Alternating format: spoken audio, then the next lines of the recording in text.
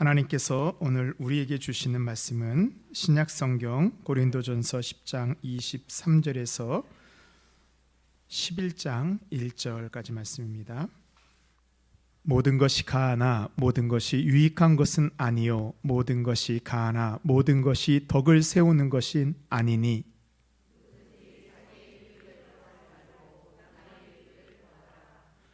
무릇 시장에서 파는 것은 양심을 위하여 묻지 말고 먹으라.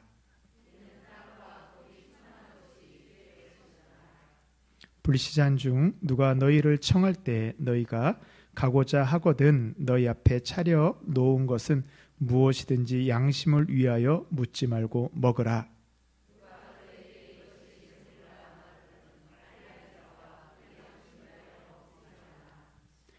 내가 말한 양심은 너희의 것이 아니요 남의 것이니 어찌하여 내 자유가 남의 양심으로 말미암아 판단을 받으리요.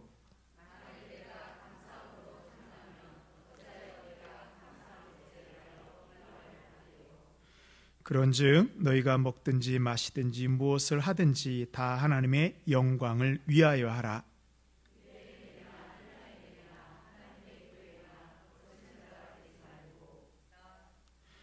나와 같이 모든 일에 모든 사람을 기쁘게 하여 자신의 유익을 구하지 아니하고 많은 사람의 유익을 구하여 그들로 구원을 받게 하라. 내가 그리스도를 본받은 자가 된 것 같이 너희는 나를 본받는 자가 되라. 아멘. 이것은 하나님의 말씀입니다. 오늘 아침에 진지는 잘 드셨습니까? 네. 우리 예전에 동네에서 어르신들 만나면 하는 인사가 뭐였죠? 진지 드셨어요? 예. 저도 그런 말을 하면서 자랐습니다. 힘든 시절의 추억입니다. 근데 요즘에는 먹지 못해서가 아니고 너무 많이 먹어서 문제입니다. 그렇죠? 잘 생각해 보면 다른 것은 속일 수 있을 것 같은데 먹는 것은 속이지 못합니다. 많이 먹으면 뭐가 나오죠? 배가 나오죠. 잘못된 음식을 먹으면 배탈이 납니다. 음식을 먹지 못하면 힘이 없습니다. 기름질 음식을 많이 먹으면 속이 거북합니다. 음식은 속이질 않더라고요. 교회 안에서도 먹는 것은 참 중요합니다. 교회에서 점심이 맛있게 나오면 그날은 설교와 상관없이 은혜 받는 날입니다. 그런데 밥이 좀 설있거나 반찬이 좀 제대로 나오지 않으면 목사가 아무리 열심히 말씀 전해도 은혜 받기가 쉽지 않습니다. 이와 같이 먹는 것이 은혜이기도 하지만 먹는 것이 또한 시험을 우리에게 가져오기도 합니다. 창세기 2장에 보면요, 하나님께서도 아담과 하와에게 먹는 것에 대해서 말씀하십니다. 창세기 2장 16절 말씀입니다. 여호와 하나님이 그 사람에게 명하여 이르시되 동산 각종 나무의 열매는 내가 임의로 먹되 선악을 알게 하는 나무의 열매는 먹지 말라. 내가 먹는 날에는 반드시 죽으리라 하시니라. 아멘. 에덴 동산, 하나님께서 만들어진 가장 좋은 곳에도 뭐예요? 먹어야 할 것과 먹지 말아야 될 것을 정해 놓았습니다. 근데 아담과 하와는 어떻게 됐죠? 먹어서는 안 되는 선악과를 먹고 나니 자신들이 벌거벗은 것을 알게 됩니다. 이게 뭐예요? 죄로 인해서 부끄러움이 생기게 되었습니다. 그래서요, 내가 누구인지, 우리가 누구인지 알기 위해서는 내가 지금 무엇을 먹는지 살펴보면 내가 누구인지 알 수 있습니다. 지금 여러분은 무엇을 먹으며 살아가고 있습니까? 기쁨을 먹고 있습니까? 아니면 근심을, 걱정을 먹고 있습니까? 하루를 시작하면서 영혼의 양식인 말씀을 먹고 기도를 먹으며 시작하나요? 아니면 나의 육신의 필요만을 채우기 위해서 먹고 시작하십니까? 사도 바울은 로마서에서 우리에게 이렇게 말하고 있습니다. 로마서 14장에 보면요, 나를 중히 여기는 자도 주를 위하여 중히 여기고 먹는 자도 주를 위하여 먹으니 이는 하나님께 감사하며. 우리가 주님을 위해서 살고 주님을 위해서 먹을 때 주님이 주시는 은혜 가운데 거할 수 있습니다. 오늘 우리가 읽은 본문도 먹는 것에 대한 말씀입니다. 성경에서 먹는 것이 많이 나오는 교회가 바로 고린도 교회입니다. 고린도 교회는 사도 바울이 1년 반 동안 있으면서 세운 교회입니다. 그래서 교회 곳곳에 바울의 손길이 많이 남아있고 바울이 아끼는 교회였습니다. 그래서 고린도 교회는 다른 교회보다 은사가 넘치고 열심히 일하는 교회였습니다. 하지만 고린도 교회는 먹는 것으로 인해서 시험에 빠졌습니다. 교회에서 먹는 것 하면 뭐가 떠오르죠? 성찬식이 떠오릅니다. 요즘 교회에서는 성찬식 1년에 한 4번 정도 절기 때 맞추어 합니다. 근데 초대교회 때에는 매주 모일 때마다 성찬식을 하였습니다. 그런데 그때의 성찬식은 지금처럼 예식의 모습을 갖추기보다는 함께 모여서 식사를 하고 주님의 살과 피를 기억하는 시간이었습니다. 그러니까 성찬식이 특별한 의식이라기보다는 실제로 식사 시간이었습니다. 2000년대 초대교회에는 주일 예배를 안식일 저녁이나 우리의 주일 저녁에 주로 모여서 드렸습니다.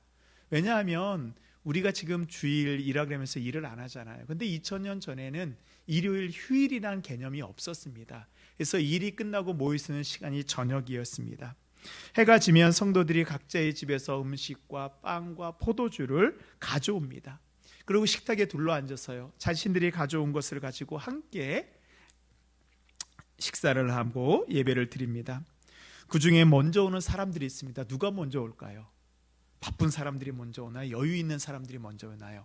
여유 있는 귀족들이나 부자들이 먼저 자신들이 가져오는 맛있는 음식을 가지고 배부리 먹습니다. 어떤 사람은 포도주를 너무 마셔서 예배 드리기 전에 술 취했다라는 그런 기록도 있습니다.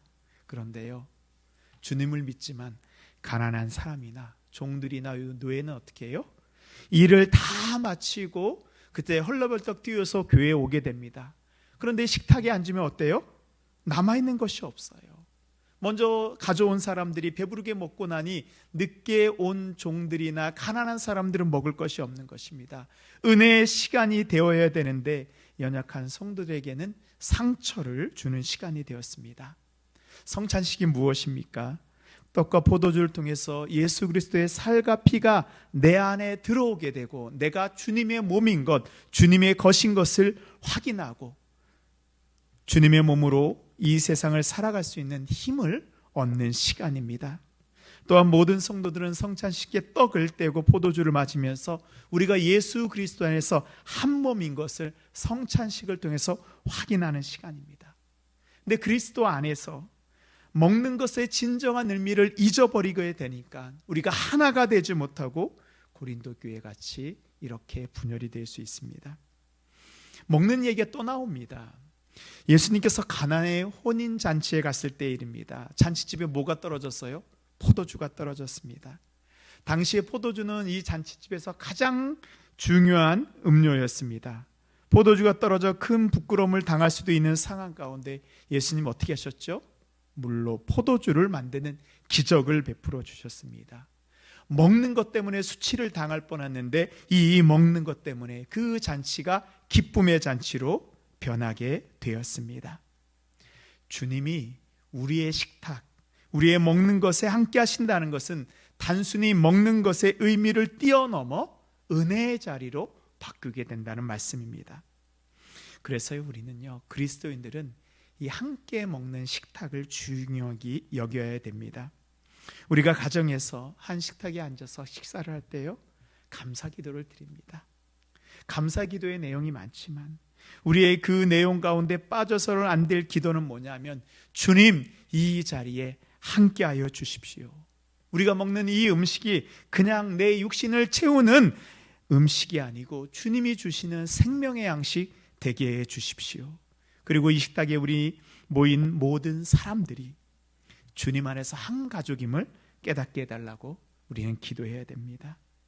가족뿐만 아니라 다른 사람과 함께 식사를 할 때에도 주님이 이 자리에 함께 하셔서 주님이 성찬식을 베풀어 주신 마음으로 우리가 그 식탁을 대해 보십시오. 그 자리를 소홀히 할 수 있을까요? 그냥 밥 한 번 먹자, 그래서 그냥 밥 한 번 먹는 거로 끝날 수 있을까요? 아닙니다. 주님이 함께 한다면 그 자리가 은혜의 자리로 바뀔 수 있습니다. 그래서 교회에서 하는 식사가 중요하고 우리의 목장에서도 함께 간식이나 식사를 나누는 것이 중요합니다. 또한 믿지 않은 사람들을 초대하여 식사할 때도요, 주님께서 그 식탁에 함께하여 주시면 그 자리가 주님을 만날 수 있는 자리가 됩니다. 사랑하는 성도 여러분, 주님은 우리에게 먹으라고 하십니다. 근데 무엇을 먹어요? 주님의 살과 피를 먹으라고 하십니다. 여러분이 먹는 그곳을 주님과 함께하는 자리로 만드십시오. 그곳에 주님의 은혜가 임하게 됩니다. 그곳에 주님의 교회가 바로 세워지게 될 것을 믿습니다. 아멘. 이 고린도 지역은요, 이 그리스의 고린도와 이 아가야 지역을 이어주는 무역과 교통의 요충지였습니다.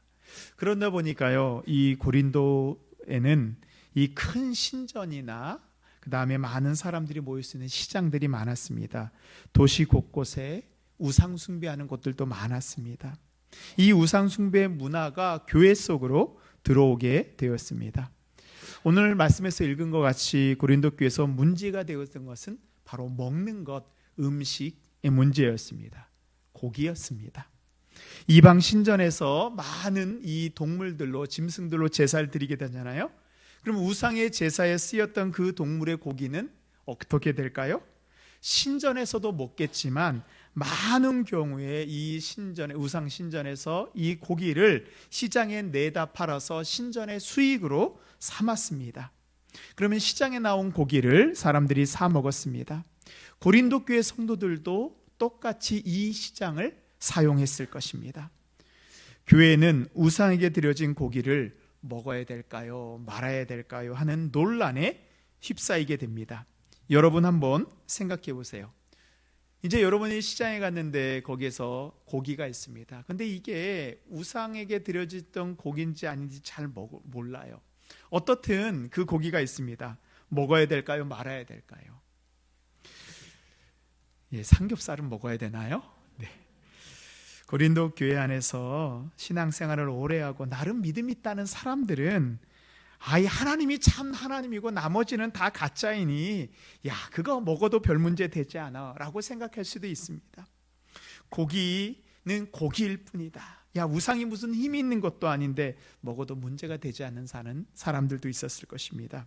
그러나 율법에 열심히 있는 성도들은 그 당시만 해도 이 초대교회 성도도 율법을 잘 지켰기 때문에 우리가 율법을 지키기 위해서는 고기를 먹으면 안 돼 라고 얘기했을 것입니다. 또 당시에 이 고린도 지역 같은 경우에는 우상에게 드려진 고기를 먹으면 우상에게 힘을 받고 우상의 기운을 받는다고 생각했습니다. 그래서 교회에 나온 지 얼마 안 되는 초신자들은 내가 우상에게 바쳐졌던 고기를 먹는 것을 두려워했습니다. 그래서 먹으면 안 된다고 생각했습니다. 이 성도들이요, 먹는 문제로 갈라진 것입니다. 고린도 교회뿐만 아니라 지금도 교회 안에서 생각이 다를 때가 있습니다.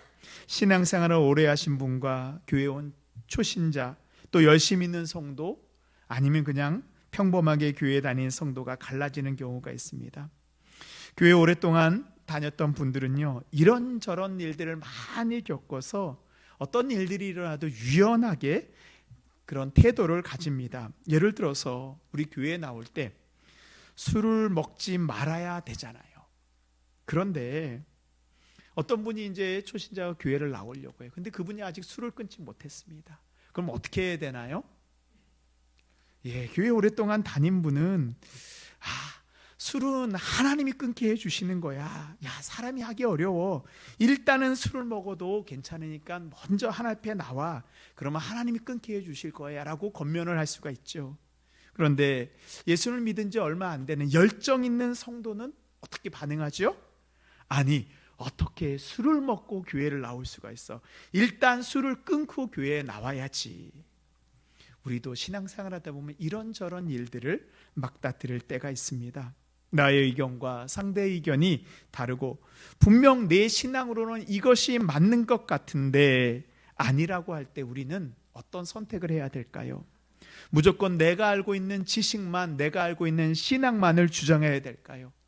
그래도 내가 목사인데, 그래도 내가 장로인데, 권사인데, 나와 생각이 틀리고 나와 다르다고 할 때 내가 무시받는 느낌을 받을 수도 있습니다.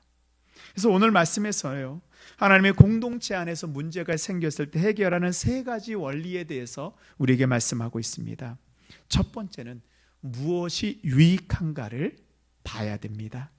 우리 오늘 읽은 말씀 23절 우리 함께 읽도록 하겠습니다. 시작. 모든 것이 가하나 모든 것이 유익한 것은 아니요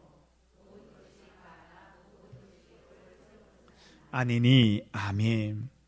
고린도교회 어떤 성도들은 우상에 드린 고기를 먹어도 내 신앙과는 문제가 없다라고 하는 사람들이 있었습니다. 그런 사람들은 고기를 먹는 것이 가능한 자유가 있었어요. 근데 사도 바울은요, 고기를 먹을 수 있는 자유가 있다고 해서 그 자유가 모두에게 유익한 것은 아니라고 말하고 있습니다. 그리고 내가 가진 자유로 내 마음대로 행동하는 것이 아니고 덕을 세워야 된다라고 말하고 있습니다. 공동체 안에서 어떤 일을 할 때는요, 우리가 이 일을 할 수 있는지 할 수 없는지가 중요한 게 아니에요. 우리는 어떤 일을 할 때 야, 우리가 이거 할 수 있을까? 아니, 이거 못할 것 같아. 여기에 초점을 두잖아요. 아닙니다. 어떤 일을 할 때에는 이 일이 우리 공동체에 유익한지를 먼저 살펴봐야 됩니다. 내가 우상에 드린 고기를 먹을 수 있지만 그것을 보고 초신자가 시험에 빠진다면 내 자유라고 할지라도 공동체에 유익이 되지 않기 때문에 그것을 금해야 됩니다. 이게 자유예요. 그래서 우리의 말과 행동은 공동체의 덕을 세우는 일을 해야 됩니다. 근데 여기서 덕이라고 번역한 말은 헬라어로 오이코도메오라는 말입니다. 이 오이코도메오는 세운다라는 뜻이 있는데 집을 세운다라는 의미를 가지고 있어요. 그래서 우리가 덕을 세우는 것은 우리의 말과 행동을 통해서 예수 그리스도의 몸된 교회를 세우는 것, 이것이 바로 덕을 세우는 일입니다. 사도 바울은 좀 더 구체적으로 공동체의 덕에 대해서 계속 말씀하고 있습니다. 24절입니다. 누구든지 자기의 유익을 구하지 말고 남의 유익을 구하라. 나의 유익되는 것을 선택하게 되면 덕을 세우는 것이 아니라고 얘기하고 있어요. 나와 함께하고 있는 다른 사람들이 유익을 구하는 것이 바로 덕을 세우는 일입니다. 그래서 덕을 세우는 것은요, 다른 사람의 유익을 구하는 것입니다.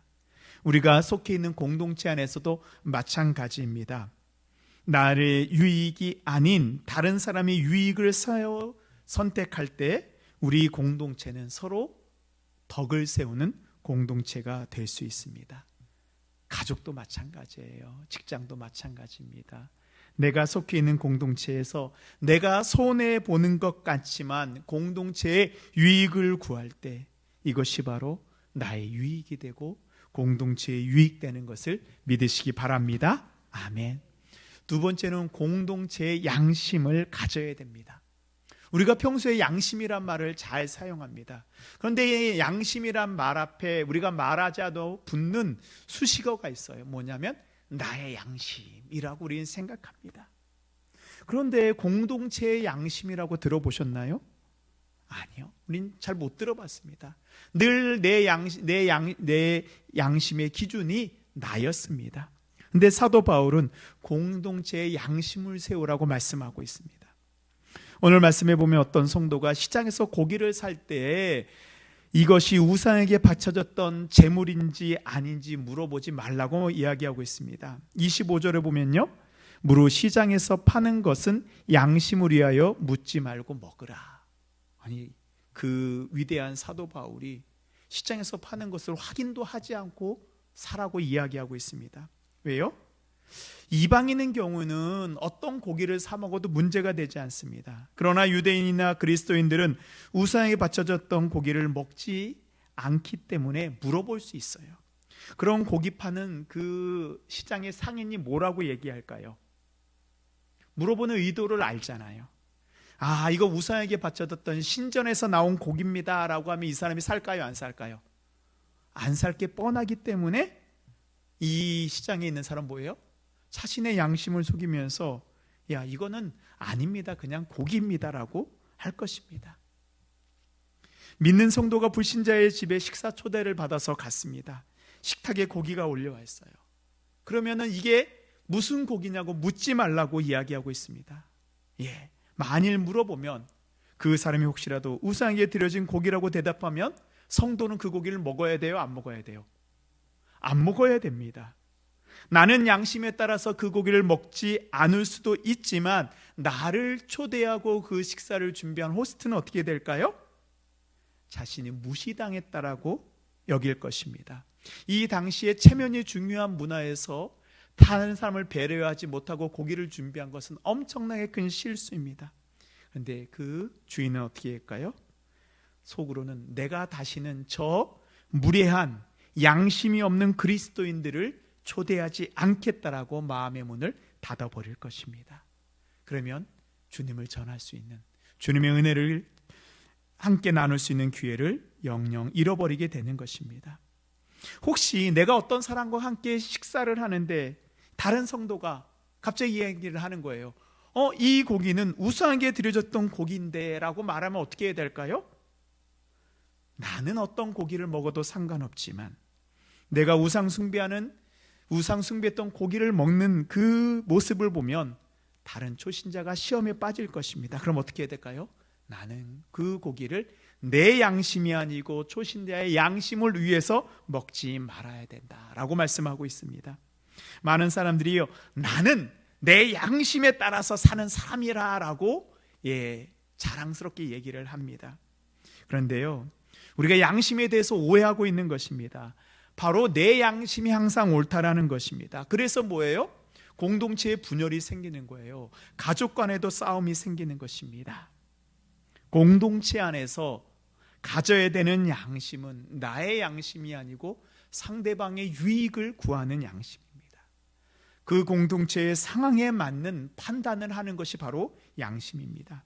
그것이 무엇인가요? 우리에게 기준이 있어야 되잖아요. 그래서 예수님께서 우리에게 기준을 주셨습니다. 우리 31절 말씀 함께 읽도록 하겠습니다. 시작. 그런즉 너희가 먹든지 마시든지 무엇을 하든지 다 하나님의 영광을 위하여 하라. 아멘. 성도는 내가 하는 이 일을 통해서 하나님께 영광을 돌리는 건지 영광을 가리는지 내가 판단해야 됩니다. 그래서 하나님이 영광 받으시는 일을 선택하는 것, 그것이 바로 공동체가 가져야 되는 양심입니다. 내가 맞다고 틀리다고 생각하는 것은 양심이 아닙니다. 지금 내가 하는 일이 하나님께 영광을 돌리고 있는 일인가 구별하는 것, 그것이 바로 우리가 가져야 되는 공동체의 양심입니다. 저도 신학을 하고 목회를 한 지가 10년이 넘었습니다. 그럼 나름대로 제 신앙에 기준이 있을 거 아니에요. 나름대로 저도 줏대 있는 목사입니다. 양심이 있는 목사입니다. 근데 제 양심에 따른 판단을 해야 될까요? 아닙니다. 저는 공동체를 이끌어가는 담임 목사입니다. 내 생각, 내 양심보다 하나님께서 어떻게 생각하실지를 분별하는 것, 이것이 바로 우리 교회 공동체를 세우는 목회자의 양심입니다. 예를 들어서 한 아이가 이 호수에 빠져서 막 허우적거리고 있습니다. 근데 제가 옆에 보니까요, 튜브가 있는 거예요. 근데 그 튜브가 제 거가 아니고 다른 사람 거예요. 그럼 제가 그 튜브를 던져야 될까요? 말아야 될까요?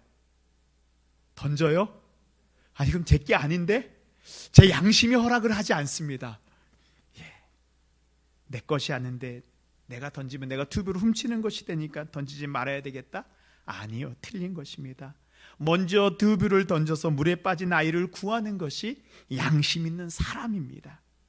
제가 예전 교회에서 어르신들 모시고 경로대학을 담당했었습니다. 그래서 그 경로대학에서는 1년에 한 번씩 어르신들이 발표회를 합니다. 근데 경로대학이 한 반 정도는 교회를 다니시고 반 정도는 교회를 다니지 않는 분들입니다. 그래서 믿지 않는 분들이 많아서 경로대학 발표할 때는 찬송가보다 더 인기 있는 노래가 있습니다. 야야야. 벌써 대답을 하시는 분이 계시네요. 내 나이가 어때서 그런 유행가가 아주 좋아합니다. 그래서 이제 경로대학 발표를 하면요, 이 교회 강대상에서 야야야, 내 나이, 이게 자꾸 불려지는 거예요. 근데 어떤 성도님들은 그 발표회가 끝나고 나면 얘기해요. 목사님, 강대상에서 세상 노래가 울려 퍼지는 것, 목사님 어떻게 해야 되죠? 그분 말이 틀렸을까요? 안 틀렸을까요? 거룩한 강대상에서 그런 노래가 풀려지는 것, 맞지 않을 수 있습니다. 그런데 믿지 않는 그 어르신들을 배려하기 위해서 우리 믿는 성도들이 먼저 넓은 마음을 가지고 그분들이 세상 노래를 부를 때 어떻게 해요? 신나게 박수를 쳐주고 잘하셨다고 칭찬해 보십시오. 처음에는 유행가를 부르지만 그분들이 점점 교회를 다니면서 자신들을 반겨주고 환대해 주는 것을 깨닫게 되면 어떻게 돼요? 결국 예수님을 만나게 되고 신앙생활을 하게 되는 것입니다. 많은 사람들이 내 양심이라고 생각하는 것 때문에 죽어가는 영혼을 구원하지 못하고 나에게 주신 사명을 감당하지 못하고 있습니다. 하나님의 영광을 위하여 죽어가는 사람들을 예수 그리스도로 인도하기 위해서 내 고집을 버리는 것, 내 고집을 버릴 때 비로소 하나님이 하시는 그 구원 사역이 우리에게 보이게 됩니다. 그래서 오늘 말씀에서는 우리에게 이렇게 경고하고 있습니다. 32절 말씀입니다. 유대인에게나 헬라인에게나 하나님의 교회에나 거치는 자가 되지 말고, 거치는 자가 뭐예요? 넘어지게 하는 사람입니다. 하나님의 교회에 거치가 된다는 것은 나 때문에 내 옆에 있는 성도가 넘어지고 믿지 않은 사람들이 예수님을 만나지 못하고 나 때문에 교회가 어려움에 빠지는 것입니다. 제가 평소에 존경하던 예전교회인 안수 집사님이 계셨어요. 그분은 평생 교회를 위해서 봉사하신 분이에요. 은퇴를 하셨는데도 교회에서 안내를 하고 주차 봉사를 하시는 분이었습니다. 근데 이분이 이제 예전에 이 일본에서 생활하셨던 교토 분이십니다. 일본에서 가장 큰 신뢰가 되는 게 뭐예요? 다른 사람에게 피해를 주는 것입니다. 그래서 이분은 다른 거는 몰라도 교회에서 시끄러운 것을 견디질 못해요. 애들이 떠드는 것을 참지 못합니다. 그게 그분의 양심이었습니다. 제 아들이 초등학교 다닐 때 이제 학교 친구를 전도를 위해서 교회로 데리고 왔습니다. 4학년, 5학년 아이들이 얼마나 시끄럽습니까? 교회가 운동장이잖아요. 그래서 교회 학교 아이들, 저희 아들, 그 다음에 처음에 교회에 나온 아이가 1층을 운동장처럼 소리 지르고 뛰어다니고 있는 거예요. 근데 그만 누구한테 걸렸어요? 그 안수 집사님한테 걸린 거예요. 안수 집사님 생각으로는 도저히 쟤네들이 이해가 되지 않는 거예요. 쟤네들을 교화시켜서 하나님의 자녀로 만들어야 되는 게 사명이에요. 이 아이들을 불러다가 또 혼내킨 거예요. 근데 이제 이분이 약간 옛날 분이다 보니까 이 아이들 제가 봤는데 머리를 이렇게 중어목으로 쥐어박으면서 니네들 이제 교회에서 뛰면 안 된다. 본인의 양심에 맞는 교화를 했습니다. 근데 처음에 교회에 나온 아이 어때요? 교회에 나와서 경험한 게 뭐예요? 뛰었다고 머리 맞은 것입니다. 그 아이는 무슨 생각할까요? 교회는 내가 갈 곳이 아니구나. 근데 정말로요, 그 아이가 그 한 번 오고 그 다음부터 오지 않았습니다. 저는 지금도 그 생각을 하면 너무 마음이 아픕니다. 내 양심 때문에 다른 사람을 걸려지게 넘어지게 하여 바로 내가 뭐 한 거예요? 하나님께 영광을 돌린다고 한 행동이 결국은 하나님의 영광을 가리는 행동을 한 것입니다. 사랑하는 성도 여러분, 오늘 사도 바울은 33절에서 이렇게 우리에게 말씀하고 있습니다. 우리 함께 읽겠습니다. 나와 같이 모든 일에 모든 사람을 기쁘게 하여 많은 사람의 유익을 구하여 그들로 구원을 받게 하라. 아멘. 나의 생각, 나의 양심을 내려놓고 나의 유익을 구하는 것이 아니고 나와 함께하는 나의 가족들, 나의 공동체의 유익을 구해 보십시오. 그때 우리의 마음 가운데 공동체를 세우는 양심이 바로 서게 됩니다. 공동체의 양심을 이루어가는 우리 성도님들 통해서 많은 사람들이 주님을 만나고 구원을 얻게 되고 하나님께 영광을 돌리는 일들이 일어나게 될 것입니다. 사랑하는 성도 여러분, 우리가 사순절을 보내면서 주님을 따라가고 있습니다. 이제는 나의 양심이 아닌 예수님의 양심을 따라 살아야 됩니다. 나를 위한 삶에서 나의 공동체를 위한 삶을 살아갈 때 우리를 통해서 하나님의 영광이 바로 드러나게 됩니다. 이제 우리는 더 이상 거치는 사람이 아니고 하나님의 영광스러운 일에 동역자로 쓰임받게 될 것입니다. 바로 주님의 귀한 제자가 될 것을 믿습니다. 아멘. 이제는 우리를 죄에서 구원하신 예수 그리스도의 크신 은혜와